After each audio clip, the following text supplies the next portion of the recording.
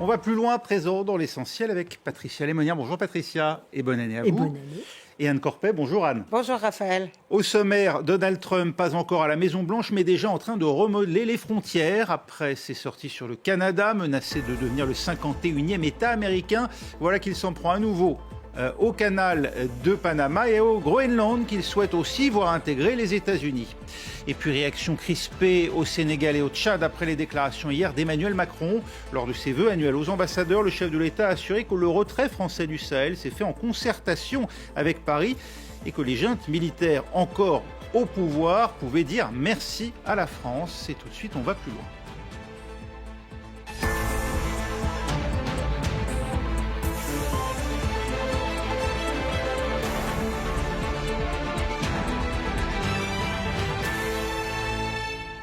Il n'est pas encore à la Maison-Blanche qu'il imprime déjà sa marque. Donald Trump deviendra dans 2 semaines maintenant le 47e président des États-Unis dans un monde déjà considérablement changé par le 5 novembre dernier, date de son élection qui, il faut bien le dire, a surpris nombre d'observateurs par son ampleur. Depuis, Israël s'entend la voie libre désormais à pousser son avantage au Liban, provoquant en cascade un retrait du Hezbollah de Syrie et un changement de pouvoir à Damas. Depuis, Volodymyr Zelensky a admis la nécessité pour l'Ukraine de négocier, y compris sans doute au prix de coûteuses concessions territoriales à la Russie. Depuis, surtout, les voisins immédiats des États-Unis sentent le vent du boulet. Les menaces réitérées du nouveau président américain viennent de causer la démission de Justin Trudeau au Canada, tout comme ses ambitions démesurées font planer un risque de conflit autour du canal de Panama. Du moins, c'est ce qu'il laisse entendre aujourd'hui encore en réponse à des journalistes. Écoutez. Pouvez-vous rassurer le monde sur le fait que pour prendre le contrôle de ces territoires, vous n'allez pas utiliser de moyens de pression militaire ou économique? Non. Pouvez-vous nous en dire plus sur vos plans? Allez-vous négocier un nouveau traité? Allez-vous demander aux Canadiens de voter? Quelle est votre stratégie? Je ne peux pas vous l'assurer. Vous parlez du Panama et du Groenland. Non, je ne peux pas vous l'assurer pour ces deux-là. Mais je peux vous dire ceci. Nous avons besoin d'eux pour la sécurité économique. Patricia Lémonière, on pensait une plaisanterie, mais Donald Trump semble bel et bien sérieux en excluant aucune possibilité, y compris donc l'annexion par la force. Enfin, il aime toujours jouer sur ce registre. La force, c'est ce qu'il veut incarner, le bulldog, le bulldozer, qui veut imposer aux autres sa vision du monde. Et sa vision du monde, c'est nous sommes menacés. Il faut que nous passions en force et les premiers. Alors si ça doit se faire par l'accord économique et avec un Canada qui plie aux desiderata américaines, ça peut le faire. Si par contre ils ne veulent pas plier, eh bien ma foi, pourquoi pas le 51e État. Enfin bon, c'est tout. Alors je pense qu'il ne faut pas prendre ça à la rigolade. D'abord, c'est un côté choquant de voir cette intrusion dans la gestion des affaires des autres. Comment un président peut-il se permettre de traiter ses voisins immédiats de cette façon? Je trouve ça très choquant. Mais d'un autre côté, c'est du Trump tout craché. C'est-à-dire qu'il fait du bruit, il fait du buzz. On va le voir dans l'action. Parce que là, ça va être plus dur. Alors effectivement, il peut bien menacer les autres de les taxer. Est-ce que les Canadiens vont rétorquer? Là, ils vont rentrer dans une campagne qui va être dure. Trudeau va rester Premier ministre jusqu'en mars, parce que c'est là où il y aura le nouveau Premier ministre. L'élection interne au Parti libéral. Voilà, l'élection interne au parti. Puis après, peut-être ce Premier ministre décidera tout de suite des élections nationales. Ça, on ne sait pas encore. Donc...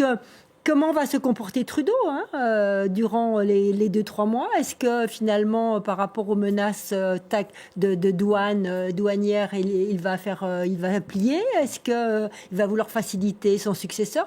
On ne sait pas. En tout cas, c'est du Trump tout craché. Moi, je crois qu'il faut... Alors, c'est choquant, très choquant, cette ingérence dans les affaires intérieures, comme il l'a fait dans les affaires européennes, en Angleterre, en Allemagne, etc., et j'en passe.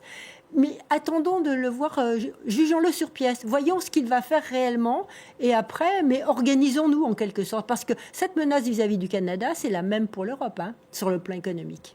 De son point de vue, Donald Trump, lui, le place dans une perspective tout simplement protectionniste. Il dit, s'agissant du Canada, les États-Unis dépensent 200 milliards de dollars par an pour le Canada. Ils n'ont absolument aucun intérêt finalement à commercer avec Ottawa, à importer des voitures canadiennes. Ça ne présente pas d'intérêt pour le consommateur américain. Voici en substance ce que dit Donald Trump. Un discours évidemment, on l'imagine, compréhensible pour les lecteurs américains. Anne Corpet, est-ce qu'il pourrait effectivement aller plus loin et effectivement annexer, comme il le dit? Est-ce qu'une guerre commerciale pourrait avoir raison finalement de l'indépendance aujourd'hui du Canada qui appartient à la couronne britannique, donc qui n'a absolument aucun rapport même organique avec les États-Unis, hein? Non, je pense que l'annexion pure et simple, ça a été qualifié, le fait qu'ils veuillent en faire le 51e État américain, ça a été qualifié de divertissement ce matin par un éditorialiste canadien. Les menaces commerciales sont beaucoup plus sérieuses et c'est vrai que le Canada va affronter cette guerre commerciale affaiblie avec un Justin Trudeau démissionnaire sur le départ, qui de toute façon était déjà au plus bas dans les sondages. Donc oui, ça va être compliqué. Il y avait déjà eu une guerre commerciale avec le Canada lors du premier mandat, mais là, il avait augmenté les droits de douane sur l'acier et l'aluminium. Et là, Ottawa avait pu répliquer et instaurer à son tour des droits de douane. Là, ça va être plus compliqué parce qu'il menace de taxer tous les produits canadiens. Bon, ça risque aussi, s'il met sa menace à exécution, d'avoir des répercussions sur les consommateurs américains, hein, parce que la majorité des produits canadiens qui entrent aux États-Unis sont des produits qui sont ensuite utilisés par l'industrie américaine pour produire des intrants. Voilà, c'est pour fabriquer des produits américains. Donc bon, ça va poser problème. Mais sur les menaces plus généralement, bon, le Groenland, il l'avait déjà fait en 2019. Ça s'était soldé par rien du tout. Le canal de Panama, quand même, moi, je trouve que c'est la menace la plus inquiétante en termes de volonté expansionniste, j'allais dire. Bon, d'abord, il y a la question des droits de passage. Donald Trump ne supporte pas d'avoir à payer pour circuler sur un canal qui a été construit par les Américains. Et puis, il y a aussi cette rhétorique autour de la puissance chinoise qui prendrait ses marques à Panama. Et ça, c'est une vraie inquiétude pour Trump et pour Marco Rubio, son futur secrétaire d'État, qui est violemment anti-chinois, qui avait déjà dénoncé par le passé la mainmise des Chinois sur le canal. C'est pas une vraie mainmise, mais c'est vrai qu'il y a une gestion des ports d'entrée qui a été confiée dans un contrat de 25 ans à une entreprise de Hong Kong et donc chinoise. C'est vrai que le Panama a reconnu a renoncé à l'indépendance, à reconnaître l'indépendance de Taïwan. Enfin bon, il y a et puis les Américains sont les premiers utilisateurs de ce canal en termes de marchandises et loin devant les Chinois. Il est vrai que Trump ne supporte pas de payer quoi que ce soit à d'autres. Donc le canal de Panama rentre là-dedans. Ce sont des frais pour lui, pour l'industrie américaine exportatrice, insupportables dans son entendement. Oui. Mais le problème, c'est qu'à force de taxer tout le monde, comme vous venez très justement de le dire, eh bien, qu'est-ce qui va faire repartir? L'inflation. Et la situation, il bénéficie, alors, il arrive en pleine embellie économique. C'est le président qui a le plus de chance sur un plan économique. Béni des dieux, hein. Il est béni des dieux. Tout repart à la hausse, même l'inflation diminue alors qu'elle continue à se tasser, il n'y a plus de chômage, même l'immobilier qui était quand même le secteur le plus malade commence lui aussi à remuer. Enfin donc, il arrive au pouvoir dans une situation économique extraordinaire pour les Américains. Joe Biden n'en a pas profité, lui va en profiter. Alors, la seule chose, c'est qu'effectivement, s'il veut taxer tout le monde, les Européens, les Canadiens, Panama, et la Chine, on a bien sûr, évidemment, tout ça, c'est des produits qui rentrent aux États-Unis, soit finis, comme les produits chinois, soit des intrants quand c'est en ordre de matières premières, comme du pétrole. Donc, de toute façon, les prix vont augmenter. Et c'est bien ça que les Américains ne supportent pas. Alors, l'effet ne sera pas la première année, mais n'oublions pas qu'aux États-Unis, il y a des élections tous les 2 ans pratiquement. Et que donc, s'il fait trop de taxes, eh bien, il risque de perdre les élections dans 2 ans et donc de perdre, eh bien, le Congrès, la majorité au Congrès. Tiens, les prix d'ailleurs, on dit beaucoup, Donald Trump a donné le coup de pied de l'âne à Justin Trudeau, mais celui-ci était déjà fortement en difficulté par le même bilan économique d'ailleurs qui a coûté aux démocrates. Par les prix des produits alimentaires au Canada, par les prix du logement aussi. Et puis il y avait une lassitude, en particulier des milieux conservateurs, sur cette politique dite wokiste de Justin Trudeau, qui effectivement a légalisé le cannabis, etc. Et il ne répondait pas en réalité aux préoccupations des électeurs canadiens. Et surtout, c'est vrai que là où Trump est intervenu dans sa chute, c'est que avant la chute de Trudeau lui-même, il y a eu la démission de sa vice-première ministre le 16 décembre, qui était aussi sa ministre des Finances, et qui n'était pas d'accord du tout avec la manière dont le Premier ministre canadien voulait envisager cette guerre commerciale. Trudeau, lui, voulait distribuer des chèques à la majorité des travailleurs, on va dire pauvres ou modestes du Canada. Subventionnés. Et elle jugeait que c'était absolument contre-productif et une très mauvaise façon de se préparer à cette guerre commerciale.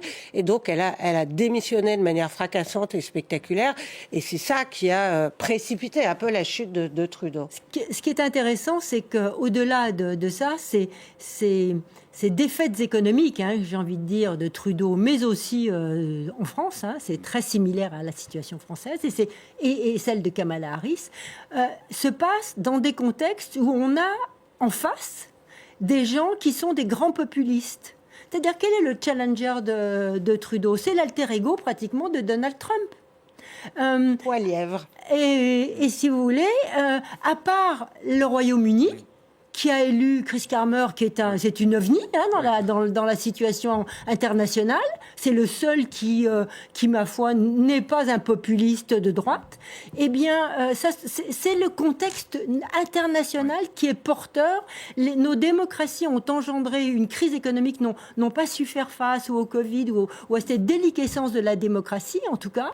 Et donc, et de l'immigration, en quelque sorte. Et donc, voilà, nous en sommes là. Ce Pierre Poilievre qu'on voit à l'écran, il sera sensible aux sirènes du 51e État ou bien il se comportera lui aussi comme un nationaliste? Alors, c'est un ultra-conservateur, il est proche des idées de Donald Trump. Certains, d'ailleurs, l'appellent le petit Trump, notamment pour ses outrances. Il est capable de dire à peu près tout et son contraire. Donc, comme pour Donald Trump, on n'est pas très sûr de quelle politique il pourrait mener s'il était élu au terme d'élections générales qui sont encore hypothétiques, mais probables au printemps prochain, puisque effectivement, le Parti conservateur est très en avance sur le parti de Justin Trudeau. Lui, il dit que sa politique, en gros, ce sera, il le dit lui-même, le gros bon sens. Bon, ça ne veut pas dire grand-chose. Il reconnaît le réchauffement climatique, mais il est pro-industrie fossile. Il est favorable à l'avortement, mais il s'affiche avec des opposants farouches à l'IVG. Enfin voilà, il n'a pas peur de la contradiction, et ça, c'est un gros point commun avec Donald Trump. Et en tout cas, Elon Musk se met à tweeter sur lui, ce qui ne trompe pas en général, sur les intentions de la future administration américaine. Il y a donc le Canada que Trump propose d'intégrer en tant que 51e État de l'Union, et puis le Groenland, menacé lui aussi d'annexion, alors que le propre fils de Donald Trump se rend sur place, comme pour affirmer ses prétentions en terre danoise. Alexandra Carini. Juste arrivé au Groenland, le fils de Donald Trump est accueilli à l'aéroport par quelques curieux et beaucoup de journalistes. Car si la visite est non officielle, après les propos du président élu affirmant vouloir rattacher le territoire aux États-Unis, le déplacement suscite beaucoup d'interrogations. Vous allez rencontrer des hommes politiques pendant votre séjour? Non, nous ne rencontrerons pas de politiciens. Ce n'est pas prévu au programme. Nous sommes juste ici en tant que touristes. Pouvez-vous nous parler de l'intérêt des Américains pour le Groenland? Ce n'est pas à moi d'en parler, c'est aux autres d'en parler. Nous sommes simplement ravis d'être ici. Merci à tous. Depuis toujours, ce territoire autonome, propriété du Danemark depuis 1814, suscite l'intérêt des grandes puissances. Sa position stratégique, dans une zone convoitée par la Chine et la Russie, et ses sous-sols riches en minerais, en font un objet de convoitise. Mais le gouvernement de l'île a toujours balayé les propositions de rachat. Le Groenland nous appartient. Nous ne sommes pas à vendre et ne le serons jamais. Le Groenland n'est pas à vendre, mais aimerait pouvoir s'émanciper du Danemark, dont il dépend financièrement. Dans une interview donnée à une chaîne nationale, la Première ministre indique sa volonté de travailler plus étroitement avec les États-Unis et déclare trouver positif leur intérêt pour le Groenland. Le gouvernement envisage au printemps prochain l'organisation d'un référendum sur l'indépendance. Ah, et ça n'a pas manqué, hein, vous la comprenez, de faire réagir la première ministre danoise, Mette Frederiksen, qui assure que le Groenland est aux Groenlandais. Trump pourrait jouer, Patricia Lémonière, sur les velléités d'autonomie des habitants de ce territoire de l'Arctique, tout en convoitant leurs ressources naturelles. Bien sûr, oui. Enfin, sans vergogne, j'ai envie de dire.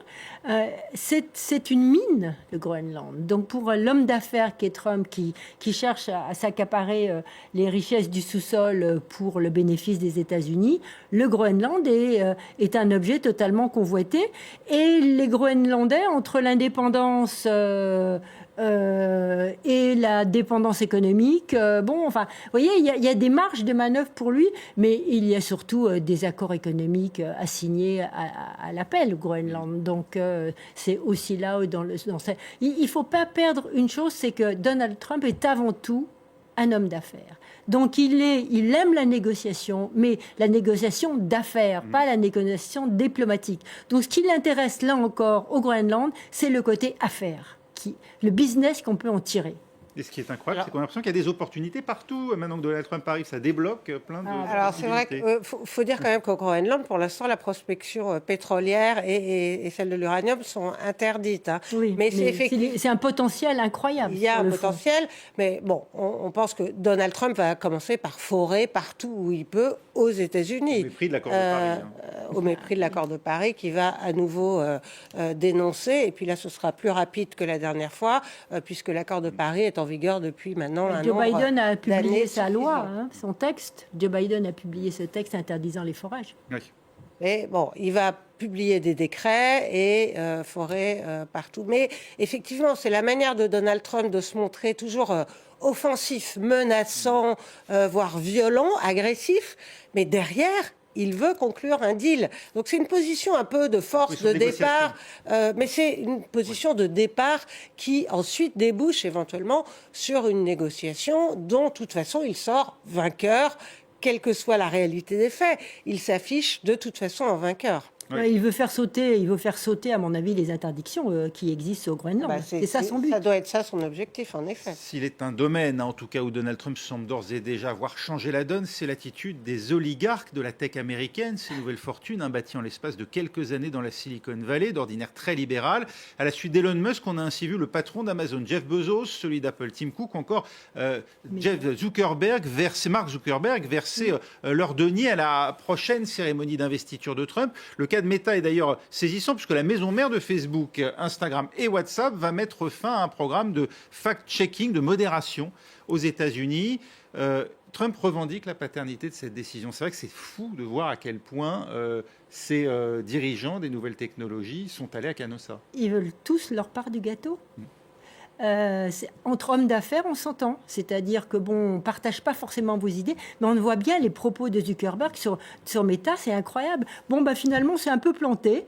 X a raison, Elon, sous-entendu Musk, a raison, donc on va faire comme eux. C'est fini, plus de modération. Finalement, il y a peut-être il écrit textuellement, il y a peut-être de temps en temps des choses pas bien. Mais enfin, d'un autre côté, il faut quand même laisser les gens s'exprimer. Donc, c'est dans la grande vague illibérale. Et comme le pouvoir est là, eux, ils veulent faire des deals avec le pouvoir.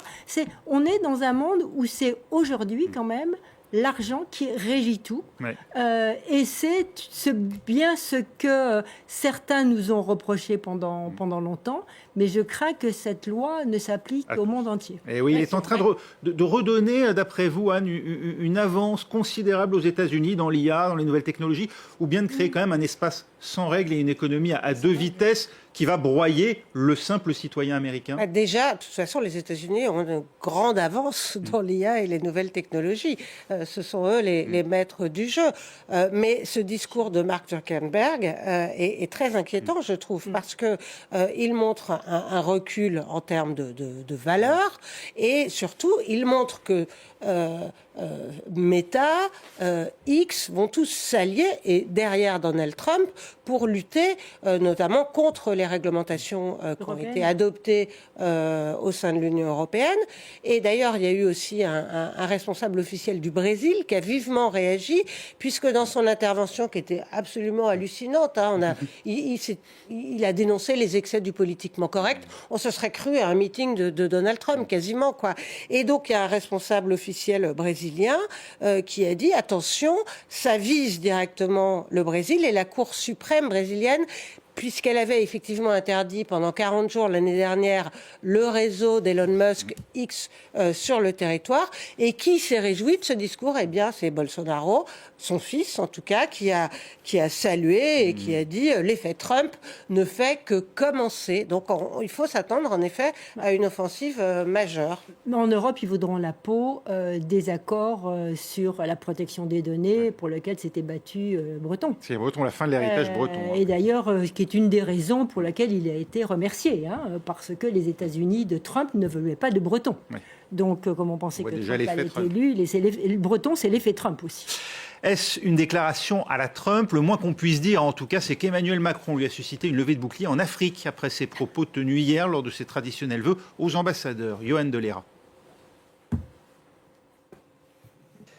C'est un démenti cinglant après les propos lundi d'Emmanuel Macron. Monsieur le Premier ministre. Selon lui, le retrait des soldats français du Sénégal à la fin de l'année aurait fait l'objet de négociations entre Paris et Dakar, une version contestée par Ousmane Sonko, le Premier ministre sénégalais. Le président Emmanuel Macron estime que c'est par simple commodité et par politesse que la France a consenti la primeur de l'annonce aux pays africains. Aucune discussion ou négociation n'a eu lieu à ce jour et la décision prise par le Sénégal découle de sa seule volonté en tant que pays libre, indépendant et souverain. Ousmane Sonko a commenté une autre déclaration d'Emmanuel Macron. Celui-ci fustigeait l'ingratitude des pays africains qui auraient oublié de dire merci à la France dans la lutte contre le terrorisme au Sahel. Colère du Premier ministre sénégalais pour qui l'armée française aurait échoué. Elle est d'ailleurs mise à la porte par un autre pays de la région à la fin du mois, le Tchad, où la sortie du président français ne passe pas. Le gouvernement de la République du Tchad exprime sa vive préoccupation suite aux propos tenus récemment par le président de la République française, Emmanuel Macron, qui reflètent une attitude méprisante à l'égard de l'Afrique et des Africains. Emmanuel Macron estime par ailleurs que l'Algérie se déshonore en maintenant Boualem Sansal en détention. L'écrivain franco-algérien de 75 ans, malade, a été arrêté mi-novembre après avoir critiqué le pouvoir algérien. Les propos d'Emmanuel Macron constituent une ingérence flagrante dans les affaires intérieures de l'Algérie et une violation de sa souveraineté et de sa dignité sur une question examinée conformément aux lois algériennes. Les trois pays africains ont aussi critiqué l'héritage colonial de la France, une crise diplomatique qui devrait dégrader encore un peu plus son image en Afrique. Patricia, qu'a voulu dire Emmanuel Macron en estimant que les dirigeants de certains pays africains ont oublié de dire merci à la France pour être intervenus militairement contre le terrorisme depuis 2013 ? On pense évidemment au Mali. En quoi ces propos ont-ils pu déranger ? Non, mais que le président ait pensé au Mali, au Niger, comme ne cesse d'expliquer aux journalistes l'Élysée et son entourage pour essayer de minimiser ses propos, les propos sont là. Le fait qu'il y ait explication prouve qu'il y a manifestement constat de gêne. Les propos sont là. Oui. Je veux dire, comment notre président est disruptif, on le sait, mais il serait temps qu'il arrête quand même de se mettre le monde entier à dos. Quand il est allé à Mayotte récemment et qu'il s'est permis de dire aux gens, si vous n'étiez pas la France, vous seriez 10 000 fois plus dans la je cache le mot, par politesse pour nos téléspectateurs, qu'est-ce que ça voulait dire aussi ? Qu'est-ce qu'il veut ? Il n'arrête pas de faire ce genre d'intervention. Alors, je pense que sur le fond, il le pense, que beaucoup de gens le pensent, mais quand on est un chef d'État, on doit quand même garder sa raison et penser pas à ce que l'on pense soi, mais penser à ce que la France représente dans le monde. Même à l'ère des populistes ? Mais à l'heure des populistes, il faut penser à il faut sortir de cette vague-là et penser à ce que la France représente par le monde. Ce n'est pas parce qu'Emmanuel Macron, lui, monsieur Emmanuel Macron, homme, individu, pense ça qu'il doit le dire haut et fort. Il est le président de la République française. Et si la République française ne veut pas être chassée demain de Côte d'Ivoire et de tous les autres pays avec lesquels on a encore quelques bonnes relations, il ferait bien de prendre un peu de distance. Et ce n'est pas parce qu'on fait des courbettes au Nigeria pour avoir quelques contrats, aujourd'hui économiques, que l'on va garder cette richesse de relations qu'on avait avec les pays africains, parce que cette richesse est importante, et elle est d'autant plus importante que l'Afrique actuellement, et ces régions-là, en particulier du Sahel, font face à d'énormes difficultés économiques, et que ces difficultés économiques retombent forcément sur l'Europe avec les vagues migratoires dont se saisissent les populistes en Europe. Rappeler aux juntes ce qu'elles doivent à l'armée française, là, pourrait porter atteinte aux intérêts français ailleurs en Afrique, notamment en Afrique de l'Ouest, et dans des pays qui ne sont pas aujourd'hui aux mains des juntes? C'est bien possible. En tout cas, c'est une maladresse incroyable. Et moi, je m'interroge sur qu'est-ce qui a conduit le président français à faire cette erreur, à la fois sur la forme et sur le fond, parce que même le Mali, effectivement, c'est la France qui a décidé la sortie du Mali, mais après que sont arrivées sur place les forces Wagner russes, après que l'ambassadeur de France a été expulsé, et devant une opposition manifeste à la fois de la junte et de la population. Donc, ok, c'est la France qui a décidé, mais un peu contrainte, tout en disant on se redéploie au Niger. Et au Niger, qu'est-ce qui s'est passé? Un peu plus tard, là, on nous a demandé de repartir. De même au Burkina Faso. Emmanuel Macron dit sans l'armée française, ce ne seraient même pas des jeunes, ce seraient des djihadistes qui seraient au pouvoir aujourd'hui. Donc les jeunes, d'une certaine manière, doivent à la France. Sans doute, évidemment. Il faut se souvenir. Mais sans doute pas. Quand François Hollande est arrivé à Bamako, il a été accueilli et remercié par la population au moment de la première année du déploiement le plus beau de jour France. de sa vie à l'époque. Voilà, il a été effectivement, la France a été saluée au moment où elle est intervenue. Là, refaire l'histoire, c'est pas opportun. Oui, enfin, je veux dire, en plus, très rapidement, laissons ces pays se gérer eux-mêmes. S'ils veulent donner, si la population est d'accord pour avoir des islamistes radicaux au pouvoir, c'est leur choix. C'est pas à nous de dire ce qui est bien ou mal. Mais nous n'interviendrons plus comme nous l'avons fait en 2013. Mais parce que, vous savez très bien, les contextes de l'intervention au Mali sont un peu complexes aussi. Merci beaucoup, Patricia Alémonière, Anne Corpet. On va plus loin, c'est terminé. Prochaine édition dans 3 minutes dans l'essentiel.